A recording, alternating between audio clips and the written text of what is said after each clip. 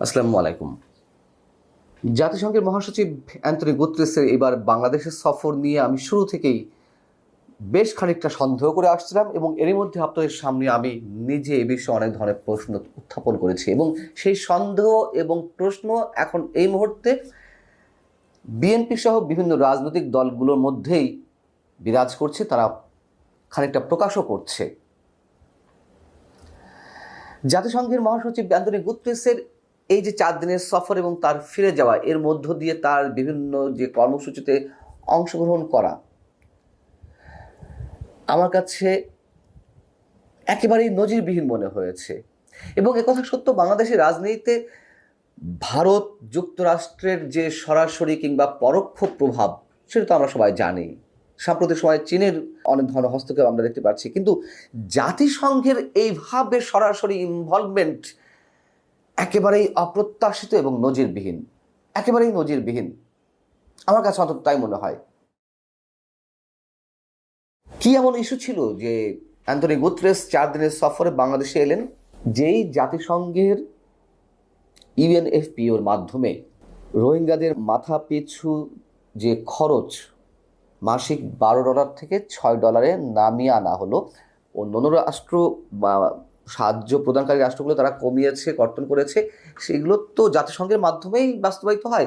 তো তাদের মাধ্যমেই তো $12 থেকে $6 নামিয়ে আনা হলো। সেই জায়গায় এসে জাতিসংঘের মহাসচিবের তো কোনো ধরনের মুখ থাকে না যে এদেশে এসে বড় বড় কথা বলে যাওয়া, বরঞ্চ বিশেষ কোনো বার্তা থাকলে তিনি দিয়ে যেতে পারতেন। সে ধরনের কোনো বার্তা আমরা পেলাম না, কথা আমি আগেই আপনাদের সামনে জানিয়েছি। এবং তাহলে প্রশ্ন, কেন তিনি এলেন? এবং যেটি জানা গেল যে গোলটেবিল বৈঠকটির আয়োজন করা হলো শনিবার, সেটি জাতিসংঘের আয়োজনেই করা হয়েছে। তাহলে জাতিসংঘ কেন করলো? কেন তারা উপযাজক হয়ে এই ধরনের অনুষ্ঠানের আয়োজন তারা নিজ উদ্যোগে করলো? এবং তার পরের প্রশ্নটি হচ্ছে, তারা এটি করতে পারে কিনা। এই গোলটেবিল বৈঠকে কেন্দ্র করে অনেক রাজনৈতিক দল বিব্রতকর অবস্থায়ও পড়েছে। গোলটেবিল বৈঠকের পরে জাতিসংঘ মহাসচিব যে বক্তব্যগুলো দিলেন, সেখানে বিচার, সংস্কার, গণতন্ত্র, নির্বাচন এবং পারস্পরিক আস্থা তৈরিতে রাজনৈতিক দলগুলোকে ঐকমত্যে পৌঁছানোর আহ্বান তিনি জানিয়েছেন। এবং তিনি বলেছেন যে আপনারা জাতিসংঘকে একটি বিশ্বস্ত অংশীদার হিসেবে গণ্য করতে পারেন। কথাগুলো খেয়াল করে শোনা দরকার আমাদের। আপনারা জাতিসংঘকে একটি বিশ্বস্ত অংশীদার হিসেবে গণ্য করতে পারেন এবং পৃথিবীর মধ্যে একটা নজিরবিহীন নির্বাচন বাংলাদেশে সৃষ্টি হতে যাচ্ছে। কার পক্ষ হয়ে তিনি এই কথাগুলো বলছেন? কেন তিনি যেচে পড়ে এই কথাগুলো আমাদেরকে শোনাতে এসেছেন? কেউ কি জাতিসংঘের সহায়তা চেয়েছে নির্বাচন অনুষ্ঠানের জন্য? আমি এর আগে যে কথাগুলো বলছি সেই কথাগুলো আবারও খুব গুরুত্বের সঙ্গে তুলতে চাই এবং তুলছি। জাতিসংঘের হস্তক্ষেপ কেউ চেয়েছে সংস্কার প্রক্রিয়ায়, বিচার প্রক্রিয়ায় এবং নির্বাচন অনুষ্ঠানের জন্য? তিনি এই সবক দিয়ে গেলেন। তিনি এই সবকগুলো দেওয়ার সুযোগ কেন পেলেন? সরকারই করে দেওয়ার চেষ্টা করেছে, সরকার করে দিয়েছে। এর সঙ্গে জামাতে ইসলামী এবং জাতীয় নাগরিক পার্টির ছাত্রদের নতুন দল এনসিপি তারা করে দিয়েছে। তার কারণ জাতিসংঘ মহাসচিবের যে গোলটেবিল বৈঠক, সেখানে সংস্কার ইস্যুতেই নানান ধরনের মতানৈক্যতা ফুটে উঠেছে রাজনৈতিক দলগুলোর মধ্যে।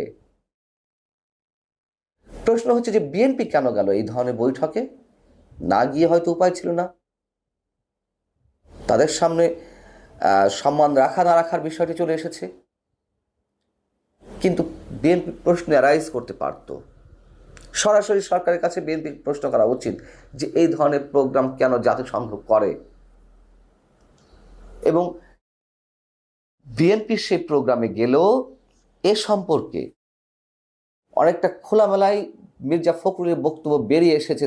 বিএনপি যে ক্ষুব্ধ বা মির্জা ফখরুল ইসলামের যে ক্ষোভ, সেটি প্রকাশ পেয়ে গেছে। যেটা বলছিলাম যে বিএনপি কেন গেল, হ্যাঁ, বিএনপি আরেক দিক থেকে বলা যেতে পারে যে যেহেতু সম্মান রক্ষার বিষয়, বিএনপি এই বৈঠকটি অ্যাভয়েড করলে করতেও পারত। জাতিসংঘ মহাসচিবের সাথে তারা আলাদা সৌজন্য সাক্ষাৎ করতে পারতেন বিএনপি নেতারা, তারপরেও গেছেন। যাওয়ার পরে সাংবাদিকদের প্রশ্নের জবাবে মির্জা ফখরুল ইসলাম আলমগীর যে কথাটি বলছেন যে জাতিসংঘ মহাসচিব সংস্কারের ব্যাপারে কোনো কথা বলেননি। কথাটা তিনি সেভাবে বলবেন না। তিনি যে সব রাজনৈতিক দলগুলোকে নিয়ে বসেছেন নির্বাচন সমস্যার ইস্যুতে এবং পরোক্ষ প্রত্যক্ষভাবে অনেক কথাই বলেছেন। তবে মির্জা ফখরুল ইসলাম আলমগীর কীভাবে কথাটা বললেন আমি ঠিক বুঝতে পারছি না। যাই হোক, তিনি বলছেন যে এটি আমাদের অভ্যন্তরীণ বিষয়। হয়তো মির্জা ফখরুল ইসলাম আলমগীরও এই বিষয়টি স্কিপ করে যাওয়ার চেষ্টা করছিলেন সাংবাদিকদের সামনে। মূলত এখানে সংস্কার যে কমিশনগুলো করা হয়েছে সেই বিষয়গুলো জাতিসংঘ মহাসচিবকে অবহিত করা হয়েছে। যে বিভিন্ন বিষয়ে সংস্কারের জন্য কমিশন গঠন করা হয়েছিল, সেই কমিশনগুলো বা কেন জবাবদিহি করতে গেলেন জাতিসংঘ মহাসচিবের কাছে? এগুলো কি জাতিসংঘ মহাসচিবের টাকায় হয়েছে এই কমিশনগুলো? কেন তারা বিভিন্ন বিষয় তার সামনে তুলে ধরতে গেলেন?